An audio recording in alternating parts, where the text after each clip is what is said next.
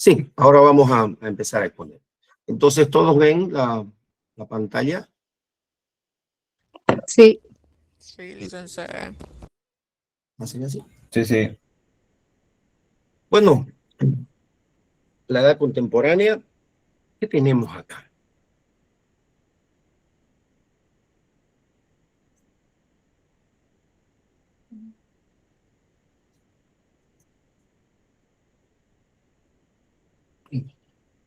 La historia contemporánea. En este tema, está clarito acá, vamos a estudiar la edad contemporánea, que abarca también la historia de América, la historia de Bolivia y la historia de Santa Cruz.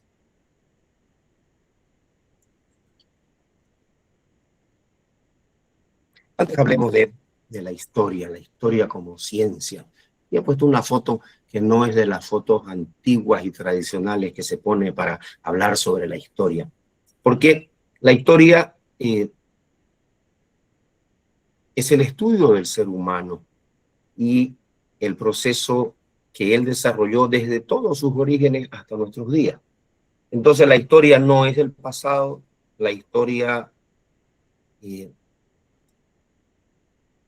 es el pasado de lo que ocurrió. La historia es el estudio de los procesos humanos, es todo lo que hemos hecho. No es lo antiguo, es todo nuestro camino. Entonces, los historiadores nos muestran desde sus diferentes visiones cómo los seres humanos y las sociedades en diversas épocas se han organizado. Cómo vivieron, cómo hicieron sus relaciones políticas, sus relaciones económicas, sus relaciones religiosas. Y para distinguir mejor el estudio de la historia, la han dividido en 4 etapas.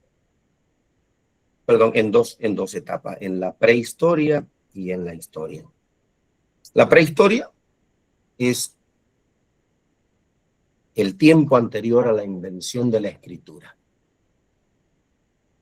Todo lo que hizo el hombre, estas son unas pinturas rupestres, todos los restos que hay son parte de la prehistoria. ¿Qué hizo el hombre? Vamos a ver sus restos, pero la historia recién comienza cuando hay un documento. Cuando el hombre empieza a hacer registros de su vida, eso significa que se organizó. Que se organizó, que puso normas, que estableció principios, estableció jerarquías y redactó documentos para acordarse de qué era lo que hacía. Así como nosotros tenemos que anotar, recordar, para que dentro de un año, dentro de 2 años, sepamos qué es lo que sucedió. Vamos a leer los periódicos, vamos a leer las noticias. Esa es la historia, lo que nosotros empezamos a registrar. Entonces, hay 2 etapas. La prehistoria es antes de la invención de la escritura y la historia es cuando surge la escritura.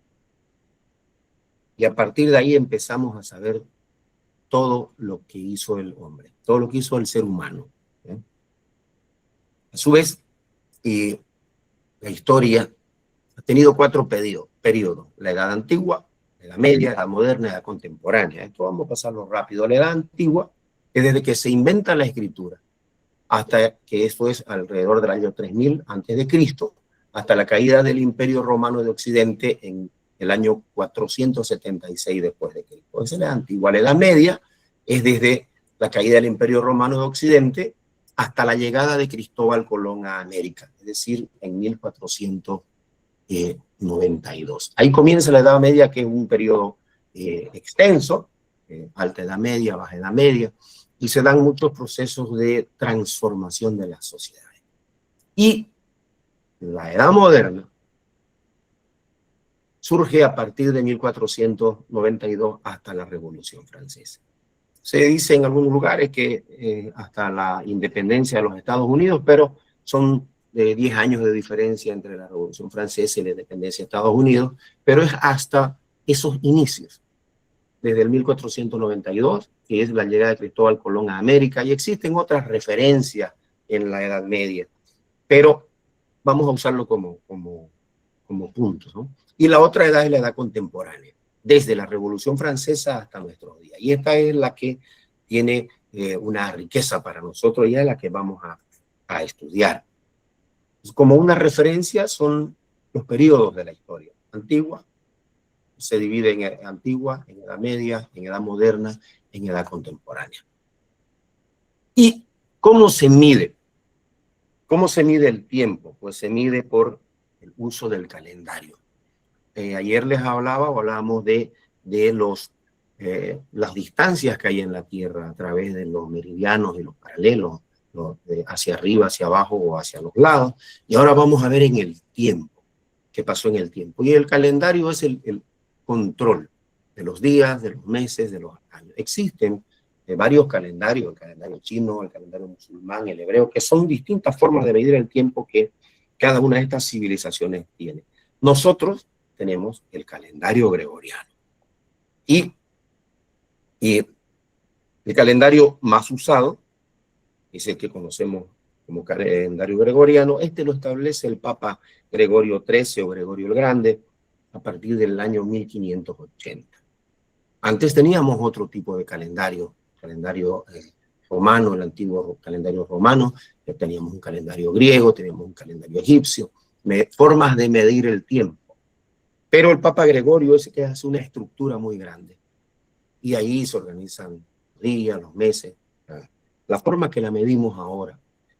Y la forma de medir el tiempo se establece para nosotros que vamos a usar como referencia a Cristo, a Jesús de Nazaret. Se dice antes de Cristo o después de Cristo. Entonces nosotros llevamos 2026 años después de Cristo según el calendario gregoriano. Y se cuenta hacia adelante o hacia atrás. Podemos decir, esto sucedió 100 años antes de Cristo. O podemos decir 1492 después de Cristo. Ahora ya no se pone después de Cristo, simplemente se dice el año. Y cuando es antes, se pone el AC o antes de Cristo.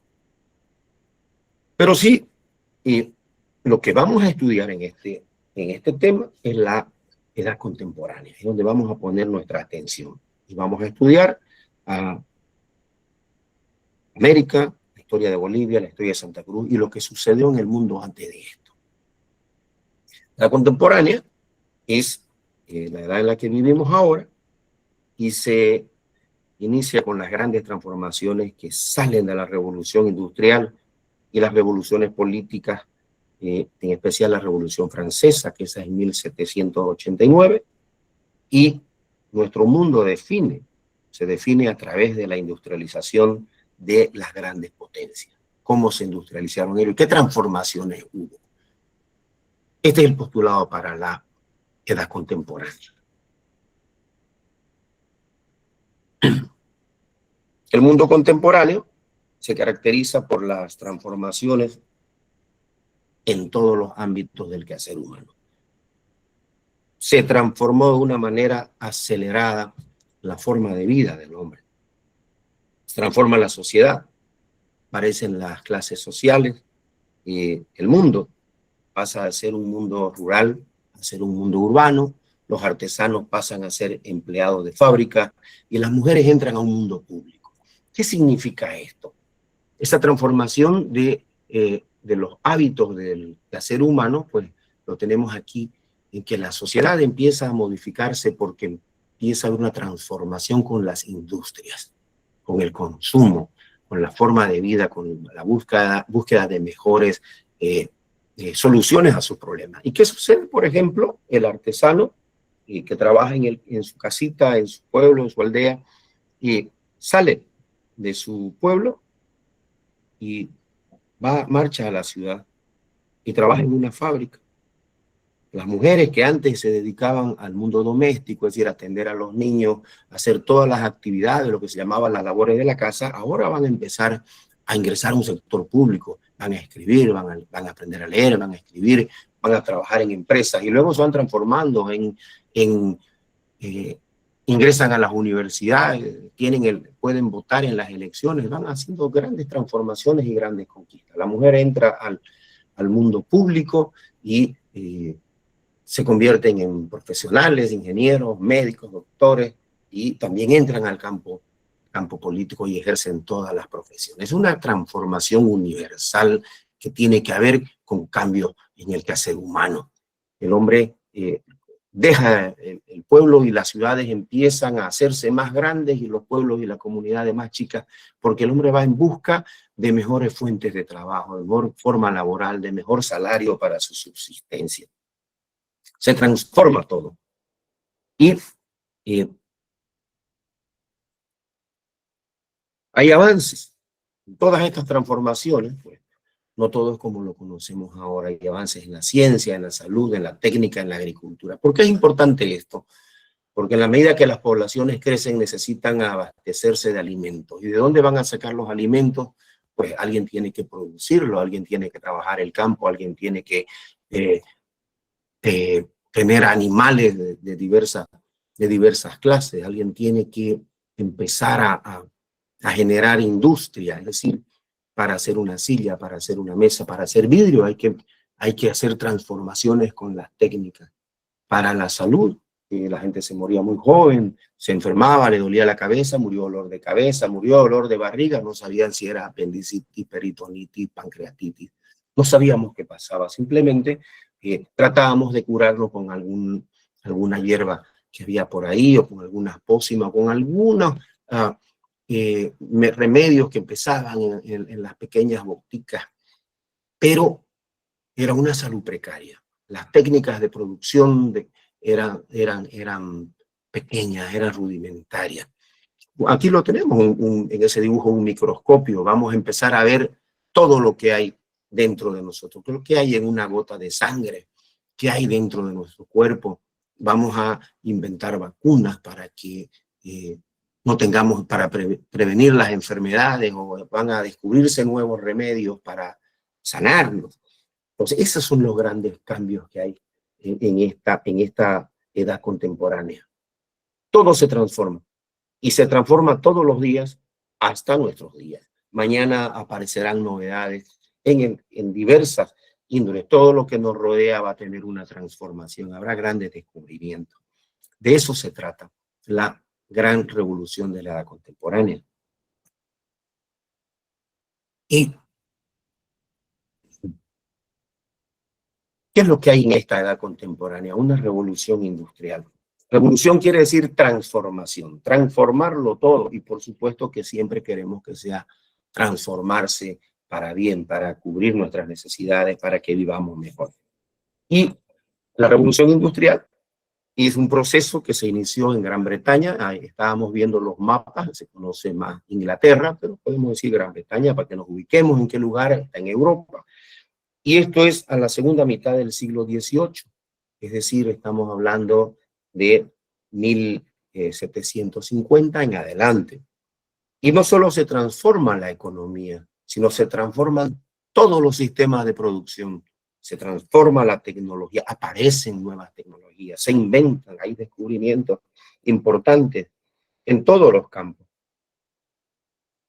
Se transformó las sociedades, la forma de vida de las sociedades. Y por supuesto, esta revolución industrial transforma la mentalidad de la gente. Esa mentalidad de pueblo chico, de que vamos a producir lo pequeño para pequeñas cantidades, ahora vamos a transformar, vamos a pensar en grande, vamos a buscar la forma de superarnos.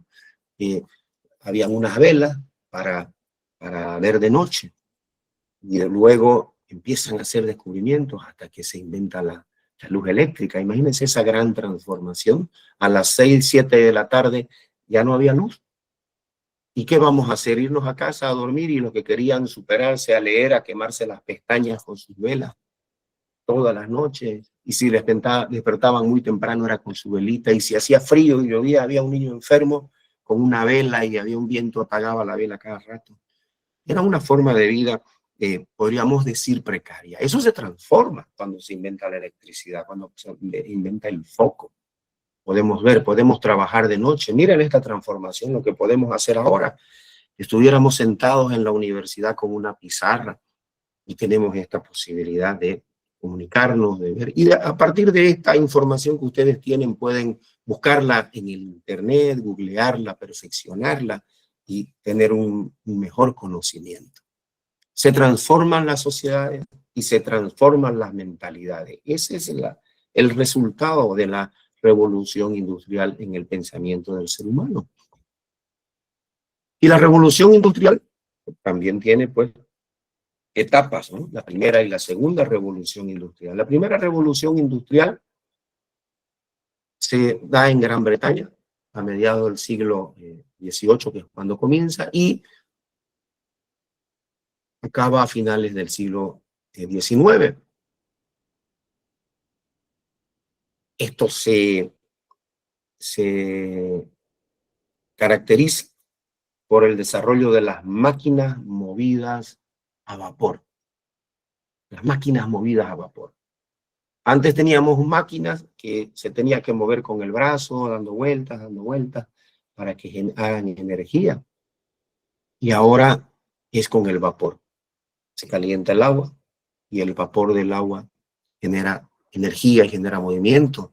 Aparecen los barcos, el ferrocarril a vapor. La industria textil, la siderurgia, todo eso funciona a vapor. Tienen que meter carbón a unos hornos enormes y esa fuerza que genera el vapor de estos minerales ardiendo hacen que los barcos y las máquinas se muevan. Van a ver esas películas que hay un ferrocarril, hay un tren y está botando humo. Y en las peliculitas se ve, los barcos también botan humo y muchas empresas podemos ver que están botando humo. Eso es porque funcionan a vapor. Y también se desarrolla la siderurgia, es decir, vamos a fundir los metales. ¿Y para qué sirve todo esto? Para hacer las sillas, para hacer los muebles metálicos, para hacer las grandes infraestructuras de los edificios, para hacer las capas de los autos de metal. La industria siderúrgica está en todos lados, los cables tienen metales fundidos de distintos grosores. La industria textil, imagínense, las ciudades empiezan a crecer y necesitan ropa. Y ya no van a usar los telares ni los tejidos, sino que tienen que hacerlo en escalas muy grandes porque son miles de personas las que tienen que consumir esa ropa, los textiles y luego la industria para hacer los diversos diseños. Es decir, hay una transformación muy grande y por eso empieza a haber una masa laboral enorme. Aparece la clase obrera, todas estas personas que son los que no se ven en las fotos y están haciendo que se produzca ese vapor, se produzca esa energía, ese movimiento y esa transformación están dentro de las empresas, dentro de las industrias, y son muchísimos. Y no se organizan todavía, simplemente están en busca de empleo. Hay migraciones del campo a la ciudad, de un continente a otro, de un país a otro. Y no hay una organización porque todo el mundo está en busca de mejorar su propia forma de vida. La segunda etapa de la revolución industrial es a final del siglo XIX y esta se expande por todo el mundo. Especialmente llega a Japón, Estados Unidos, Alemania, y estos se consolidan como potencias porque ven que la transformación por medio de la industria los va a hacer desarrollarse mucho. Y entonces empiezan a competir, a dar también competencia, a generar motivaciones para que las personas inventen, para que las personas trabajen, construyan, edifiquen, descubran. Se caracteriza también por utilizar otras fuentes de energía. Ya no es el vapor, ya no es la combustión de antes. Ahora también se utiliza la electricidad como una fuente de energía, se utiliza el petróleo como una fuente de energía. Imagínense, en este momento yo puedo quitar, con un dedo, puedo quitar la luz que tengo en esta sala. Empezamos a transformar las empresas, las industrias, los trabajos, las clases, las universidades, empiezan a tener nuevas fuentes. Y por supuesto que también está el petróleo. ¿El petróleo qué es lo que se hace? Aparte de explotarlo, hay que refinarlo, convertirlo en derivados. Y aquí hay muchas empresas, muchísimas personas que trabajan para generar los derivados del petróleo. Simple, estaba de moda, ¿no? La gasolina, el gas, eh, el diésel y otros derivados que en cantidad salen del petróleo. Estas son las nuevas fuentes de energía y las seguimos usando. Y estamos a poco más de 100 años. Y estas son las transformaciones importantes. ¿Qué más trae la revolución industrial? Nuevas formas de transporte.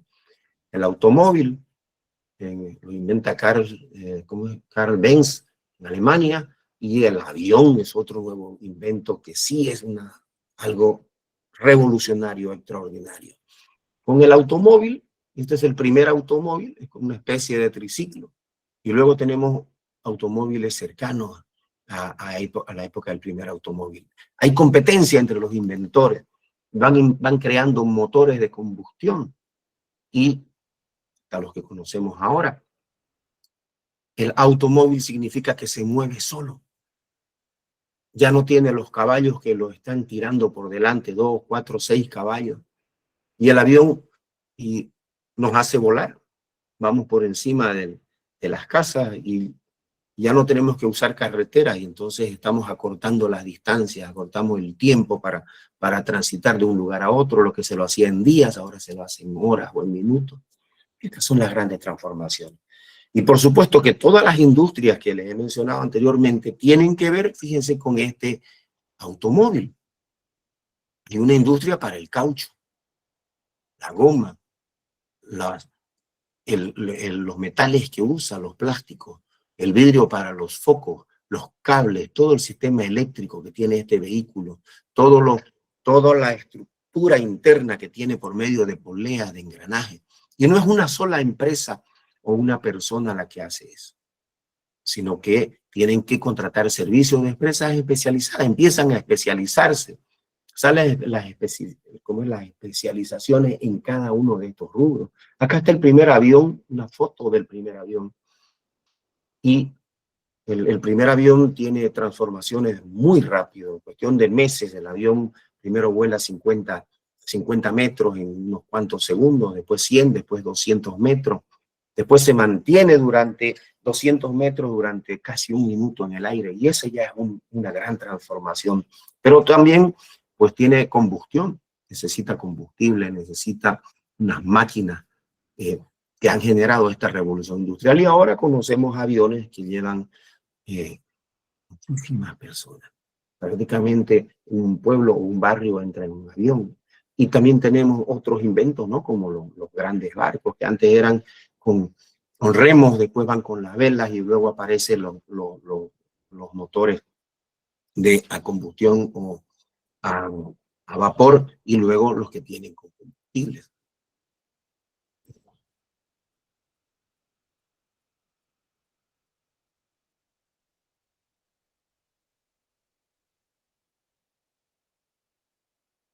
Y aquí las industrias seguramente ya lo leyeron. Y las más importantes son las que tienen que ver justamente con lo que va inserta en la tecnología. Las empresas químicas que tienen que hacer medicamentos, tienen que hacer fertilizantes, alimentos, tienen que empezar a hacer los embutidos, se inventan las latas y tienen que, para los viajes tan largos, y ahora inventan los enlatados para el alimento y puede estar ahí meses. Para eso tienen que también inventar algunos elementos que puedan ser conservantes para que duren más tiempo. Las industrias eléctricas tienen que ver en todo, en los teléfonos, en los autos, en nuestras casas, las computadoras, en todo tienen que ver. Hoy tienen que ver en todo. Las electrónicas y las automovilísticas de distintos tamaños para todos los gustos. Esta transformación ha sido permanente. Las industrias, También son las asociadas las que dan los accesorios, los insumos, los repuestos.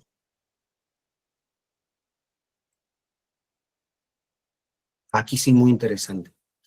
Ahora sí se organiza la clase obrera, porque ya eran muchos los trabajadores, se organizan en sindicatos y logran mejores condiciones de vida. Eran unas horas de trabajo enormes, inhumanas y condiciones terribles, y de a poco van generando conquistas para tener mejores condiciones de vida. ¿Por qué pasa esto? Porque la migración da el trabajo, pero genera la necesidad. Y el que tiene necesidad de un trabajo, que tiene la necesidad de un sueldo, va a trabajar en las condiciones que les impongan y muchas veces sean las peores. Y eso es lo que sucedió. Entonces se organizan, buscan mejores condiciones de vida, se reducen las horas laborales, se cambian los turnos. Los que trabajaban de noche tienen que descansar de día, se hacen 2 turnos, 3 turnos, hasta nuestros días ya hay mejores formas de mejores tratos para los obreros, para todos los asalariados. Todo tiene una evolución, pero nada es fácil, nada es gratis, todo es con grandes conquistas, con grandes luchas, y por supuesto que siempre tienen que estar organizados. Y luego tenemos acá la revolución demográfica. La revolución demográfica tiene que ver con el movimiento de la gente, la demografía. Aquí la población, fíjense, empezó a crecer rápido. Y esto porque se puede decir que hubo avances en la medicina.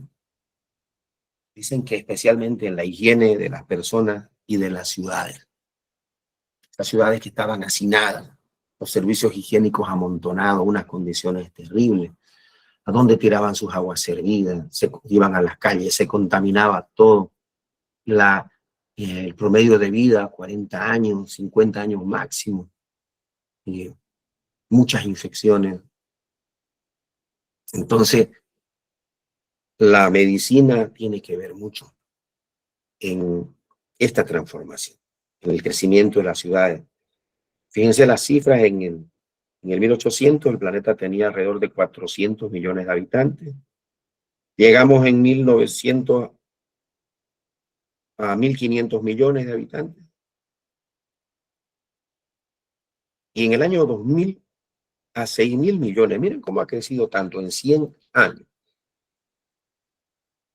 Además del crecimiento de la población, el fenómeno de que ahora hay una mejor esperanza de vida, una mayor esperanza de vida, el promedio es 70 años. Nuestros abuelitos tienen 80, 90 años, se celebra que algunos llegan a cumplir 100 años. Pero era algo impensable que una persona llegue a vivir tanto. Se moría de cualquier cosa. Pero los grandes avances de la medicina y esto trae, por supuesto, las mejoras en las condiciones higiénicas. Viene la enseñanza, las unidades educativas, todo esto empieza a inculcarse en los modelos educativos y, por supuesto, entra en el pensamiento de las personas. Para vivir más personas en un lugar tienen que mejorar sus condiciones de vida, tienen que lograr mejores alimentos, tienen que tener mejor descanso. Hay que buscar mejor forma para coexistir. Esta es la revolución demográfica. Luego hay otra revolución. Dentro de esta revolución, dentro de esta era contemporánea, la revolución agrícola. ¿Qué es la revolución agrícola? ¿Y por qué hubo una revolución agrícola aquí? Porque antes estaba la economía de subsistencia. Las personas producían lo que iban a consumir ellos. En las aldeas, en las pequeñas poblaciones, se vivía del trueque. Uno producía algo y lo que le sobraba lo cambiaba con otra persona. Después las ciudades empezaron a organizarse por artes y por oficios. Unos producían las verduras, otros las legumbres, otros hacían las harinas, otros cultivaban el campo, otros hacían las harinas, otros hacían el pan. Entonces se hacen los servicios. Otro es el zapatero, y las familias empiezan a tener un sistema hereditario de esta forma. Que hablamos de la forma de vida de las primeras comunidades o de las comunidades hasta hace 150, 200 años. Existen todavía comunidades que producen y tienen un intercambio de sus productos, otros lo venden, pero tienen una economía pequeña. Aquí estamos hablando de una revolución, de unos cambios importantes, de la producción a gran escala. Hay que darle de comer a 4 millones de habitantes. ¿Qué hacemos? Entonces, gracias a esta revolución industrial, por las máquinas, por las nuevas tecnologías, por las nuevas profesiones, por la transformación del pensamiento del ser humano, vamos a tener mejores formas para la vida, mejor servicio, y vamos a tener un más fácil acceso al consumo. Entonces se desarrollan las máquinas que producen más alimentos. Antes, una empresita podía producir, por ejemplo, 50 kilos de pan al día, ahora esos 50 kilos de pan lo hace en una hora. Y otra empresa, una empresa ganadera, producía 100 reses al año y ahora produce miles, porque tiene una forma de un alimento distinto, porque tiene vacunas para que los animales no se mueran, para que generen mayor cantidad de carne. Todos estos se mejora, se produce más alimentos, se mejoran los campos para los lugares donde están esos alimentos, se utilizan abonos naturales en la primera revolución agrícola. Pero en la segunda revolución agrícola, la segunda revolución industrial, estamos hablando al final ya del siglo XIX, ya se usan fertilizantes. Y para utilizar fertilizantes en los campos hay que hacer industrias químicas, que es la que hablaba hace un momento. Estos fertilizantes, ¿qué es lo que van a hacer? Van a trabajar el campo, van a utilizar plaguicidas también. Aparecen gusanos, insectos. A veces hemos escuchado una noticia que se alarman los productores de uva o los productores de arroz, de maíz, porque ingresan una plaga de langosta, porque ingresan una plaga de moscas, una plaga de abejas que van a destruirle sus cultivos de la noche a la mañana. Entonces utilizan fertilizantes para mayor resistencia, para que la planta sea más resistente al frío, al calor, a los vientos, para que pueda sacarle la mayor cantidad de nutrientes al suelo, y los plaguicidas para protegerlo. Pero esos plaguicidas también deben tener unas normas para que no sean nocivas al ser humano, para que lo va a comer una vaca, o lo va a comer, va a ir en un maíz, pero ese maíz luego lo van a hacer harina, que lo vamos a hacer un bizcocho, va a llegar a nuestras mesas, vamos a hacer unas arepas, vamos a hacer comida con todo lo que se produce en el campo. Por eso es importante el control de los plaguicidas, el uso de los fertilizantes autorizados. Y para eso se han creado instituciones, normas y regulaciones. Pero esa es la revolución agrícola. A partir de ahí, podemos tener mayor cantidad de alimentos y podemos tener las poblaciones tan grandes, las ciudades tan pobladas, abastecidas con estos alimentos. Y fíjense que no todos producen los alimentos que necesitan. Vemos en las carreteras los grandes transportes pesados circulando con leche, o con animales, o con granos de un departamento a otro, de un país a otro. Llevan alimentos, llegan alimentos de Argentina, llegan alimentos de Brasil a Bolivia, nosotros mandamos lo que ellos necesitan. Van alimentos de Santa Cruz a Cochabamba, van alimentos del Beni a La Paz, vienen alimentos de Cochabamba a Santa Cruz, a Tarija. Hay lugares que tienen mayor producción porque tienen una vocación de producción de un alimento, y entonces usan todas estas nuevas tecnologías para producir más y mandar a los lugares donde tienen una necesidad. Y tenemos la revolución de los transportes y la revolución de las industrias. ¿Cuál es la revolución del transporte? Pues ahora hay transporte masivo. Antes, para ir de un lugar a otro, íbamos en un caballo que podían ir 2 personas. Y luego hay un carretón donde pueden subir 4, y hay que ir con una caravana de carretones. Y luego están las pequeñas carretas, y llevan más gente, pero son caravanas, 5 o 6 carretas para llevar a unas cuantas personas. Y esto luego va modernizándose, aparece el transporte público, aparecen los autobuses, pero junto con ellos también aparecen las industrias que van a mejorar las vías de transporte por donde van a ir estos autobuses, llevando cantidades grandes de pasajeros. Los trenes llevan una cantidad increíble de pasajeros con tantos vagones. Y teníamos el tren de Santa Cruz a Puerto Suárez, que era a Puerto Quijarro, que el que nos llevaba a Brasil, y el tren que salía desde Santa Cruz, que nos llevaba hasta Yacuiba para ir a la Argentina. Siguen funcionando esos trenes como transporte de carga, porque Bolivia exporta e importa mucho por medio de los ferrocarriles. También hay ferrocarriles, por supuesto, en la red occidental, que están en Oruro y en La Paz. Y estos transportes dejaron de ser unos transportes de pasajeros porque las carreteras empezaron a funcionar mejor y empezamos a usarlas en nuestros transportes propios o en los transportes públicos.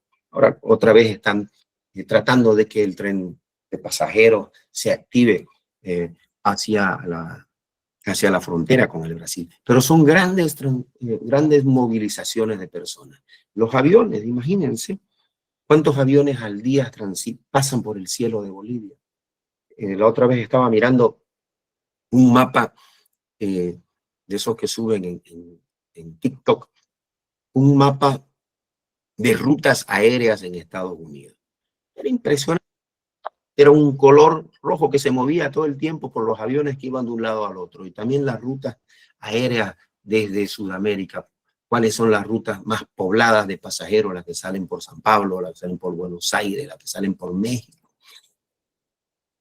Entonces, esta es la revolución del transporte.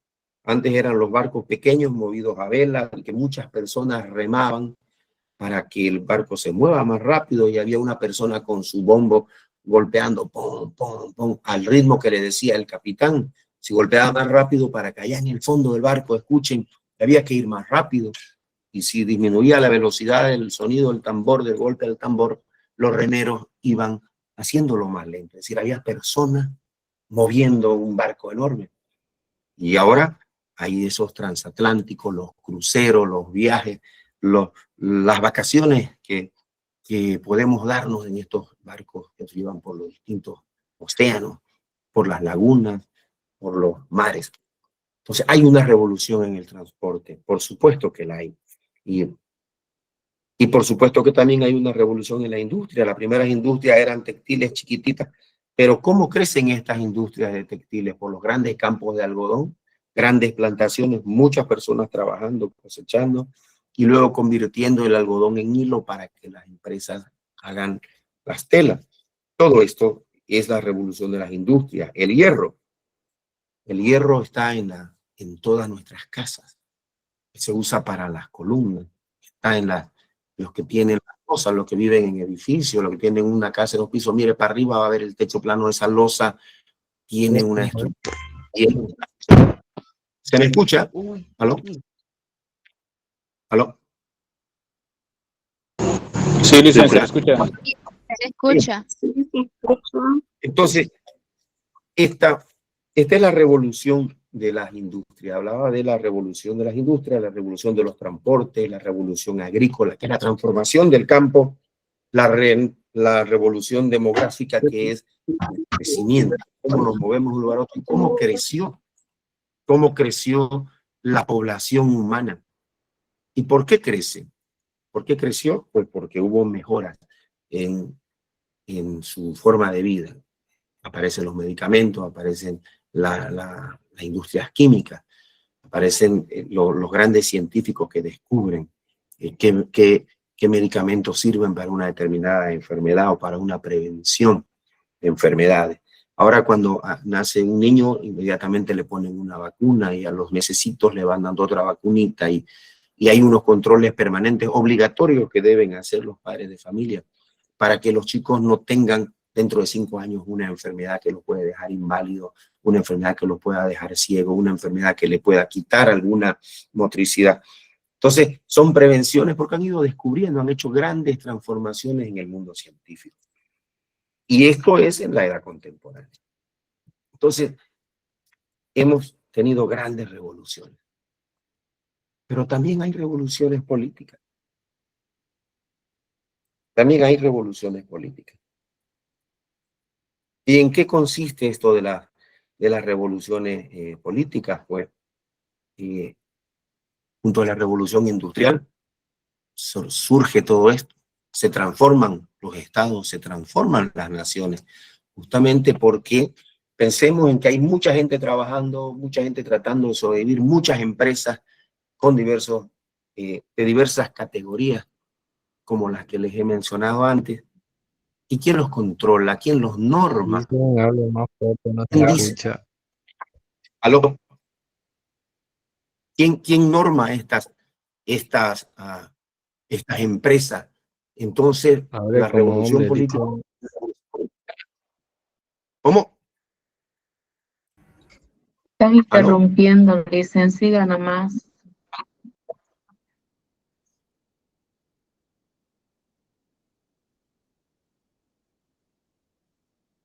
Entonces, las revoluciones políticas vienen por necesidades que ve la gente.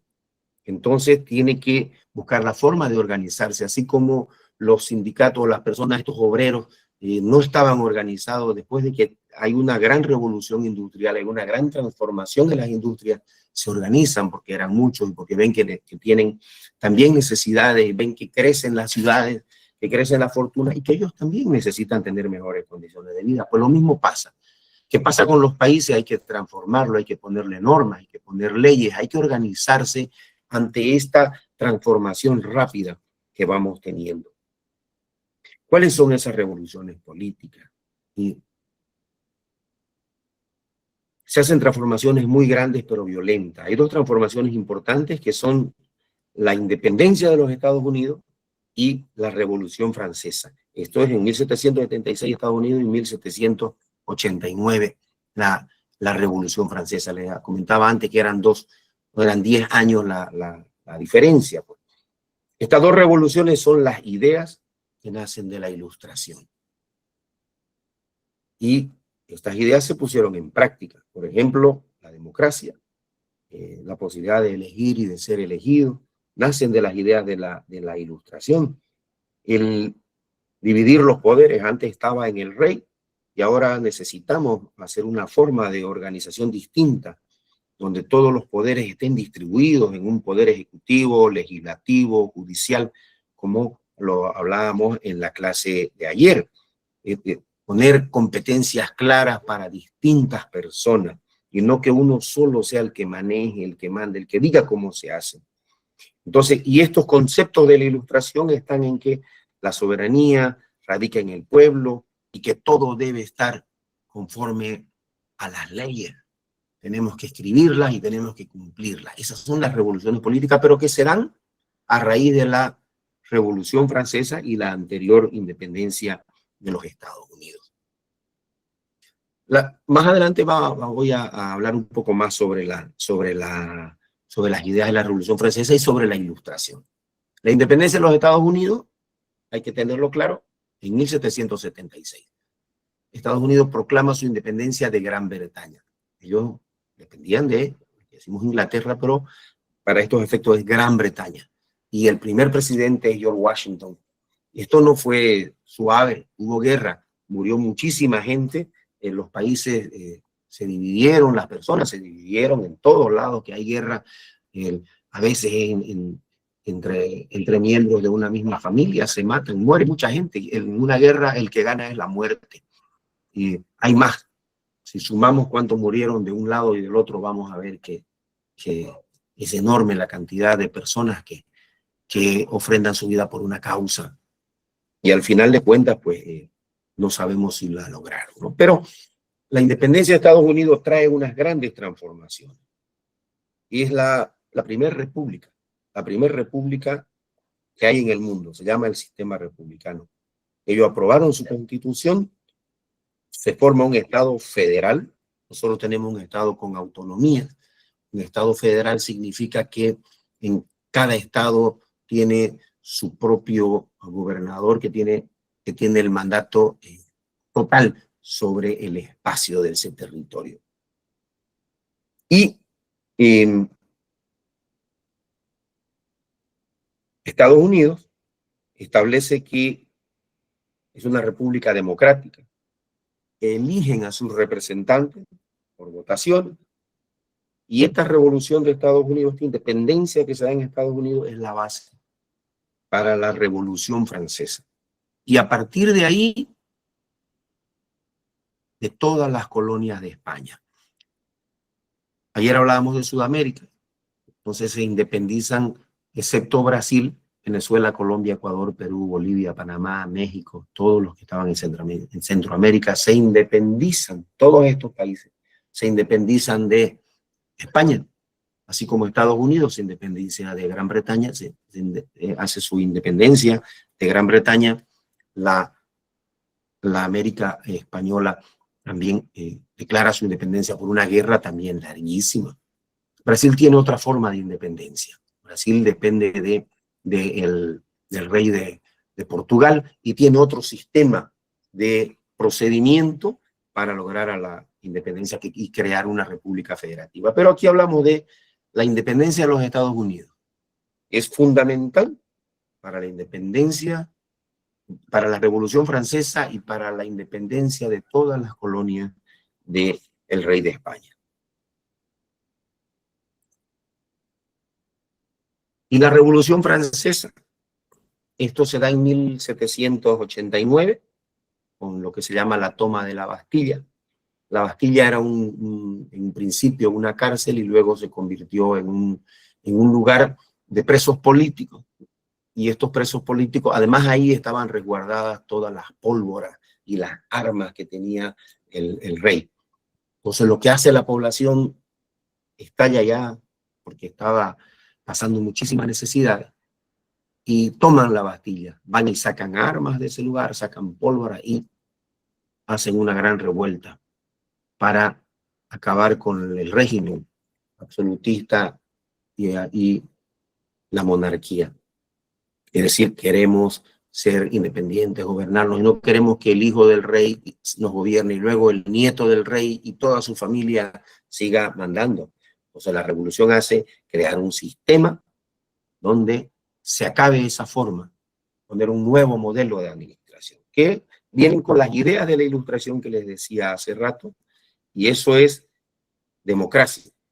Elegir a nuestros representantes, la posibilidad de ser elegidos y de elegir y crear distintos poderes en la administración. Un poder ejecutivo, uno legislativo y otro judicial. ¿Qué trae la Revolución Francesa? Derrota al rey, y lo toma preso, y llama a una asamblea constituyente. Una asamblea constituyente, los que manejan, los que son los líderes de la revolución, llaman una asamblea constituyente. Significa, vamos a reunirnos para constituir una forma de administración distinta. Y a partir de ahí sale la república. Proclama esta asamblea constituyente, hace un documento que se llama la Declaración de los Derechos del Hombre y Ciudadano. Revolución Francesa, derroca al rey, cambia el modelo absolutista y monárquico por un sistema republicano. ¿Y qué es lo que proclaman ellos? Una asamblea constituyente proclama la Declaración de los Derechos del Hombre y Ciudadano. Esto es importantísimo, porque hasta hoy seguimos con estos preceptos. La Revolución Francesa establece su constitución. Y una asamblea legislativa, como les comentaba ayer, tenemos una asamblea legislativa en el caso de Bolivia por senadores y diputados, y son representantes. En el caso de Bolivia, la asamblea legislativa tiene representantes por departamento y tiene representantes por circunscripciones, que va a todos los campos, a municipios, a las provincias, tiene representantes indígenas, tiene representantes supranacionales.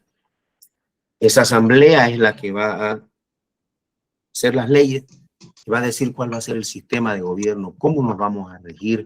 Mediante las leyes vamos a poner las normas para vivir mejor y también van a ver, y también estarán las sanciones si no cumplimos esas normas. Eso es lo que establece la Revolución Francesa y de ahí este modelo llega a todo el mundo.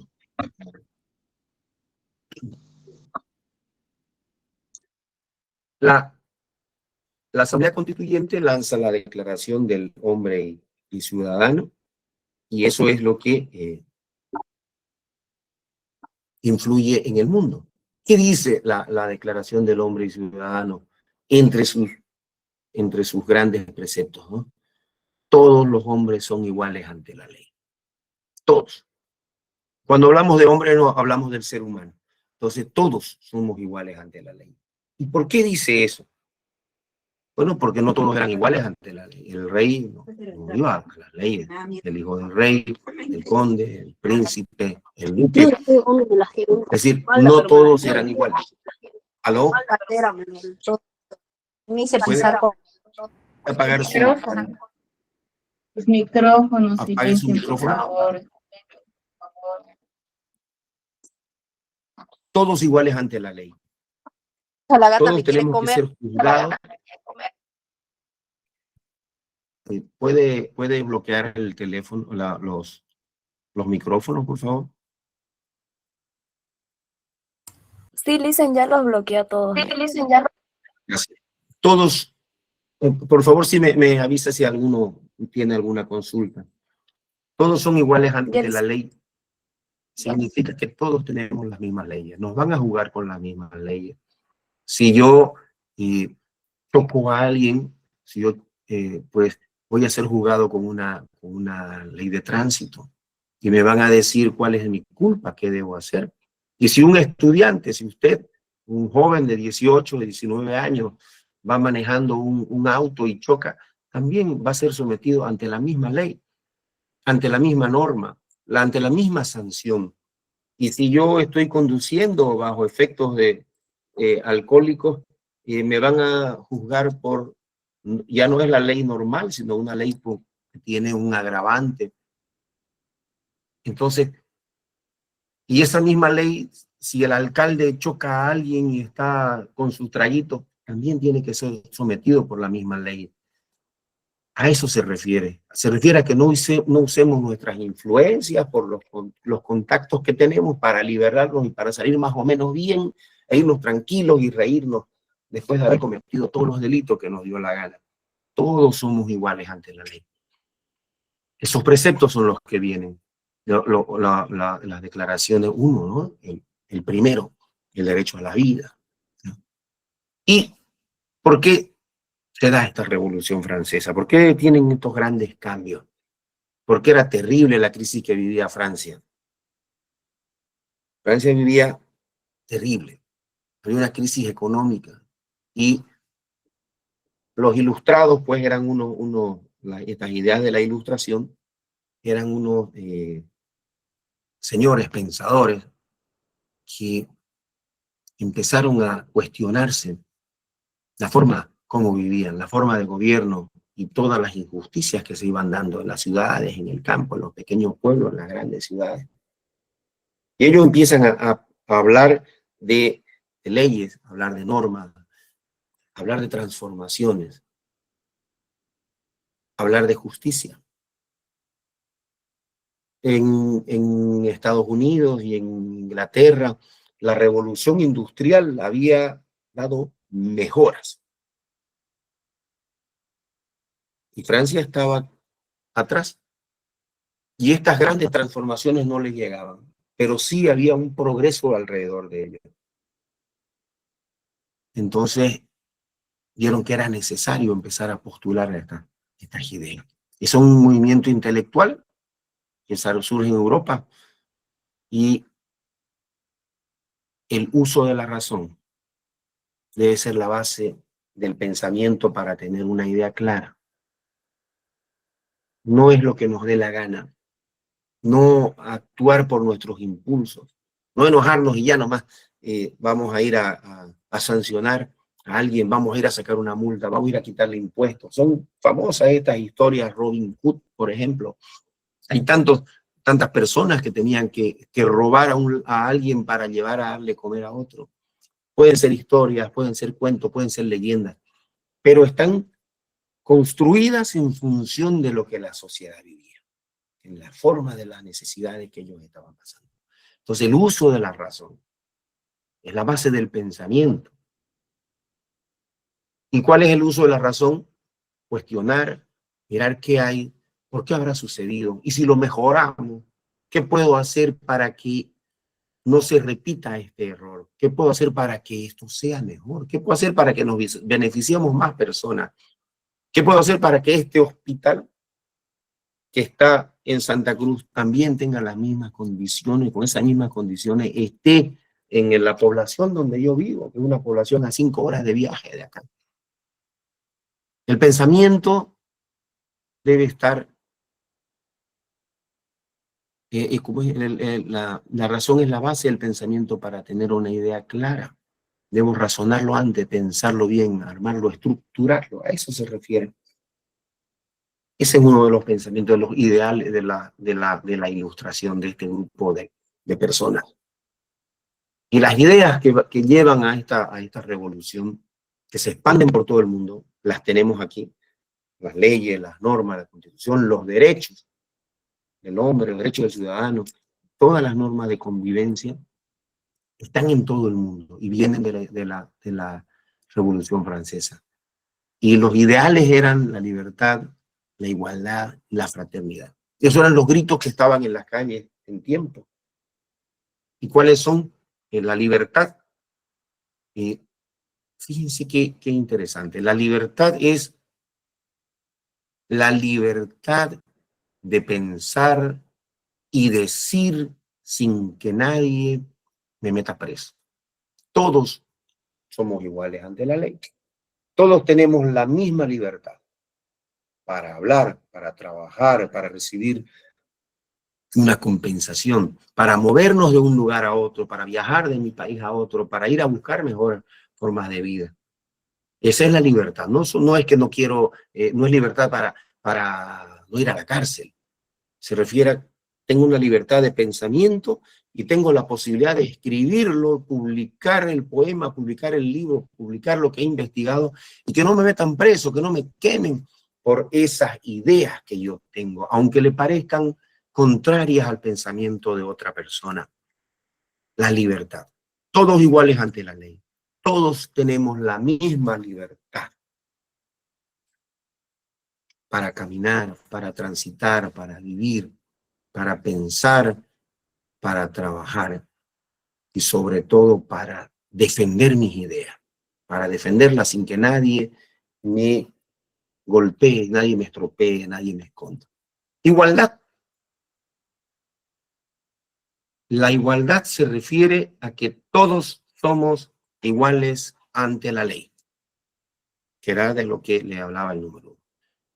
Todos igualdad, con la misma norma para todos, porque si dice hay un semáforo rojo y ya vemos 4 autos ahí en el segundo anillo, hay un semáforo rojo y viene uno y se pasa el semáforo y resulta que puede ser una autoridad o puede ser una persona que maneja una empresa importante y no le hacen nada. Y si yo lo hago, me agarran, me multan, me pueden detener el auto, todos iguales ante la ley. Entonces vemos una grúa estacionada, un auto parado, la persona llegó con una emergencia, puso su auto en un lugar que decía que estaba prohibido, llevó a su mamá a hacer curar ahí a un centro médico, y a los 5 minutos cuando volvió para estacionar bien a su auto ya no estaba, se lo llevó una grúa. Pero resulta que viene otra persona que tiene un rango superior al mío, con la misma necesidad, y lo deja su vehículo en la media calle, estacionado en doble fila, y se queda más tiempo y sale, y ahí está el auto entorpeciendo el tráfico, creando colas enormes, embotellamiento, y nadie le hace nada. A eso se refiere la igualdad. Todos iguales ante la ley, todos iguales con la misma justicia, todos con los mismos derechos, con la misma libertad. Y la fraternidad significa que todos debemos actuar en el bien de los demás. Lo que yo hago es por mi bien, pero lo hago también pensando en que va a ser para el bien de todos. La fraternidad es el que te complementa, el frater, el que complementa. Ese no es mi amigo, es el que me complementa, el compañero, el que me va a ayudar.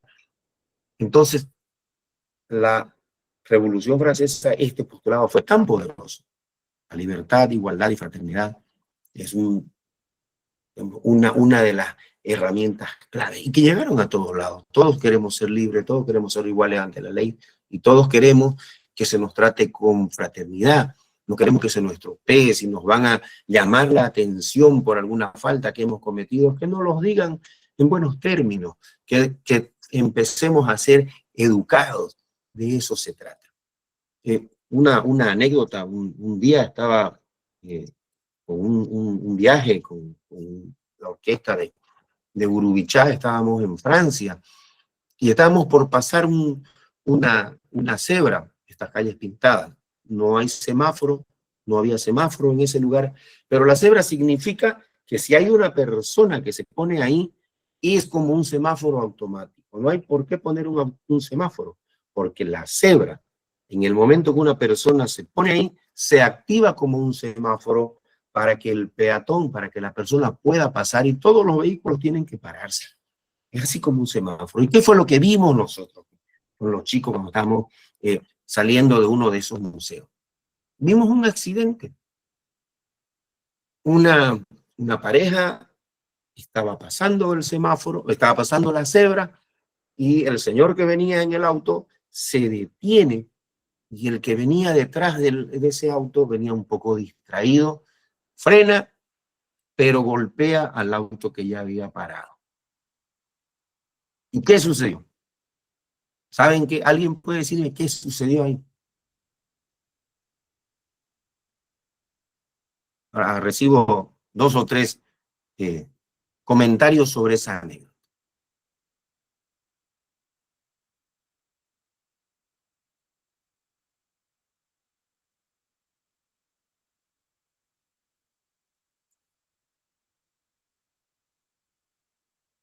A ver, ¿alguien puede decir qué sucedió ahí? Este auto frena y el auto que viene atrás no logra frenar a tiempo y golpea al auto que está parado. Es decir, no lo destruye, pero sí le da un golpe que le hace un daño en el parachoques trasero. Eso sucedió en Francia, en París. Y nosotros habíamos visto un choque, por primera vez ser testigos de eso. ¿Saben qué pasó? ¿Alguien puede comentar qué pudo haber pasado? ¿Qué pasó ahí? Se agarraron a golpe, pues. ¿Alguien? ¿Otro comentario? ¿Puedes repetir la pregunta, por favor? El culpable es el de atrás porque debía mantener la distancia. Ya. La pregunta es, ¿qué creen que sucedió luego del choque? Salieron de sus autos para hablar. ¿Alguien más? No, yo siento que lo primero que hicieron fue ver si su auto se dañó. O sea, cada uno ver su propiedad. O sea, cada uno ver el daño que tiene su propio vehículo. Creo que fue el primer impulso que ¿Algo tuvieron. más? ¿Alguien más? Lo primerito que hacen es hablar al ¿Cuatro? tránsito. ¿Perdón? Joshua, Antoine, Justiniano, ¿qué dijo? ¿Alguien más tiene un comentario sobre esto? Pero vean cuál es la anécdota. Es una cebra, es decir, las rayas blancas en una rotonda. No tenía semáforo, pero la raya blanca significa que la cebra significa que cuando una persona se pone en la cebra, eso es un semáforo que da prioridad para que la persona camine. No hay semáforo donde se pone cebra. Pasaban 2 señores mayores, una pareja, y viene este autito, los ve y frena, porque era una rotonda. Y detrás de él venía otro autito distraído y ¡paf! Le da al auto que ya había parado. y le golpea, le hace un daño en el parachoque trasero. ¿Qué sucedió? Ya hemos escuchado 4 comentarios. ¿Saben qué sucedió? Una cosa que es impresionante. Se bajó el señor que estaba adelante, abrió su auto, se bajó con calma, y el señor que estaba atrás se bajó y le preguntó, ¿estás bien? ¿Qué tal?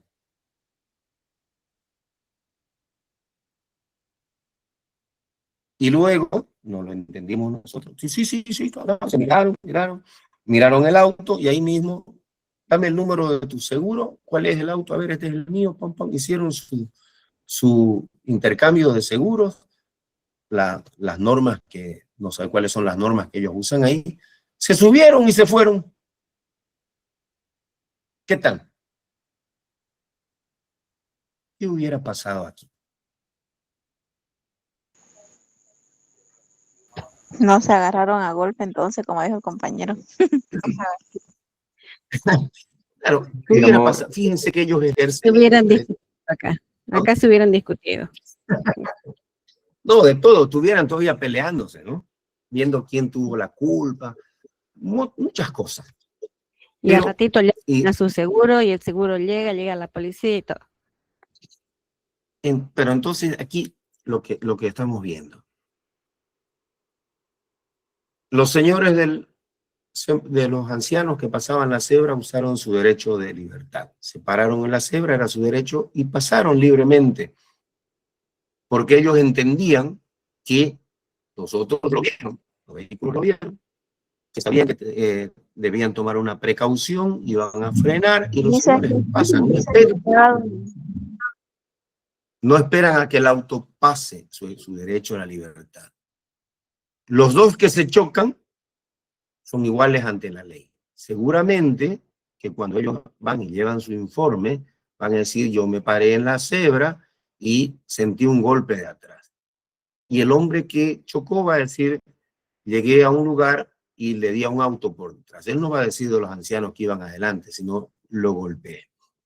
Y ahí van a buscar la ley que va a decir el grado de culpabilidad que tiene cada uno y le van a dar a los seguros el grado de pena que van a pagar. Ellos actuaron, deberían tener igualdad en la ley, porque la ley establece el grado de culpabilidad.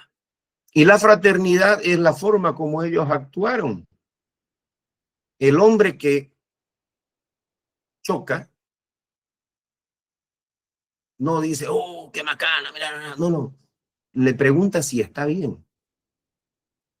¿Te pasó algo? ¿Está bien? ¿Hay que llamar a un médico? No pasa nada, es el vehículo nomás. Sí, lo que hizo fue pensar en el otro. Su auto ya seguramente, el que chocó ya estaba fregado su parachoque delantero, y ya sabe que lo tiene que arreglar, y ya sabe que va a pagar, y ya está, no hay que lamentarse. Hay que actuar hacia el futuro. Aquí hemos visto que se aplican esa transformación al inicio de las que les hablaba. Se transforma el pensamiento del ser humano con esta revolución, porque trae tecnología, trae mejoras en el pensamiento, trae mejor forma de vida, mejor forma de relacionarse con los otros, porque hay normas que las vamos a cumplir. Existe otra norma, otro documento que se lanzó en 1945, que es la Declaración de los Derechos Humanos. ¿Ven? Y seguramente que dentro de pocos años se publicará los deberes humanos. ¿Cuáles son nuestros deberes? Porque tenemos derechos, tenemos obligaciones y también tenemos deberes que cumplir. Este es el tema, estimado bueno, parte del tema. Y mañana continuaremos con el capitalismo, la burguesía, el proletariado, que son temas interesantes, ¿no? El siglo XX, que nos falta para el trabajo de mañana. Y concluiremos el tema el día jueves. Y el capitalismo, la burguesía y el proletariado, pues son palabras que están de moda.